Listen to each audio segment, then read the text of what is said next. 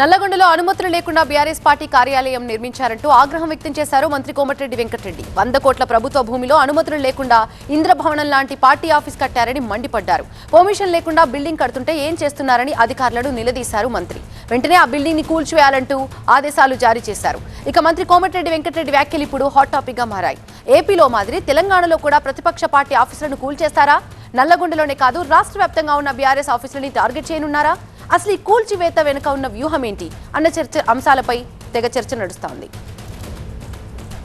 అక్కడ గవర్నమెంట్ హాస్పిటల్లో 100 కోట్ల ప్రభుత్వ భూమిలో పార్టీ ఆఫీసు మున్సిపల్ పర్మిషన్ లేకుండా కట్టించుకుంటే అసలు రూల్స్ ప్రకారం మా మున్సిపల్ కమిషనర్ గారు ఎప్పుడో కూలగొట్టాలి. నేను చెప్పలేదు, నేను చెప్తే ఆయన కూలగొడుతున్నాయి. కమిషనర్ గారు ఉన్నారు ఎక్కడ?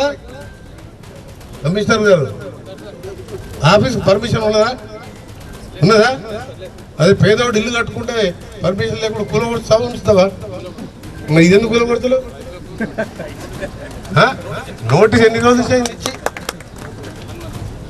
1 మంత్ కాలే 2 మంత్స్ అయింది. ఎన్ని నోటీస్ ఇస్తావు? 10 నోటీసులు పద్ధతి. అది 100 కోట్ల ఆస్తి పర్మిషన్ తీసుకొని అవసరం ఉన్నంత కట్టుకోవాలి.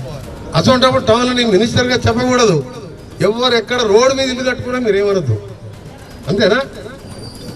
నువ్వు చేయి. ఏదో మినిస్టర్ ఆర్డర్ మీద government order, you go as per rules. Common మ్యాన్కి ఏ విధంగా ఉన్నాయో ఆ విధంగా చేయాలి. మరింత సమాచారం మా ప్రతినిధి రేవణ్ అందిస్తారు. రేవణ్,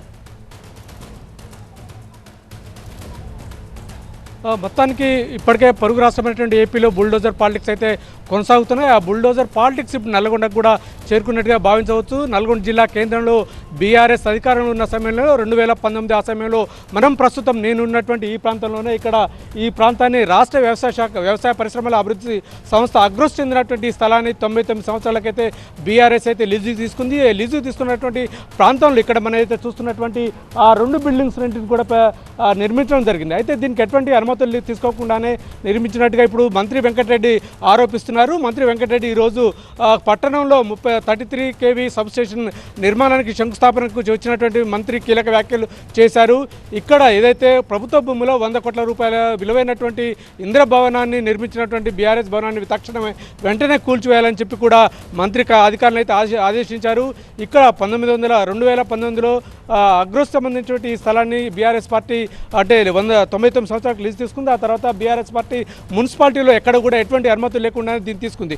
దీనికి సంబంధించి అధికారంలోకి 4 నెలలు అవుతున్నప్పుడు కూడా మంత్రి కోమటిరెడ్డి వెంకటరెడ్డి అధికారులపై ఆగ్రహం కూడా వ్యక్తం చేశారు. మున్సిపల్ అనుమతులు లేకుండా ఎందుకు ఆ బిల్డింగ్ని ఎందుకు కూల్చివేయలేదంటూ కూడా ఆగ్రహం వ్యక్తం చేశారు. సామాన్యులు ఎవరైనా బిల్డింగ్ కట్టుకుంటే మాత్రం పెద్ద ఎత్తున 1.25 లక్ష రూల్స్ పెడతారంటూ కూడా అధికారిని ప్రశ్నించడం జరిగింది. అక్కడ అదే సమావేశంలో మున్సిపల్ కమిషనర్ ఎవరైతే ఉన్నారో అతను కూడా పిలిచి ఎందుకు నోటీసులు ఇచ్చారా ఇవ్వలేదని కూడా అడిగారు. అతను మున్సిపల్ కమిషనర్ మాత్రం ఇప్పటికీ 2 సార్లు అంటే నోటీసులు ఇచ్చారని చెప్తున్నారు.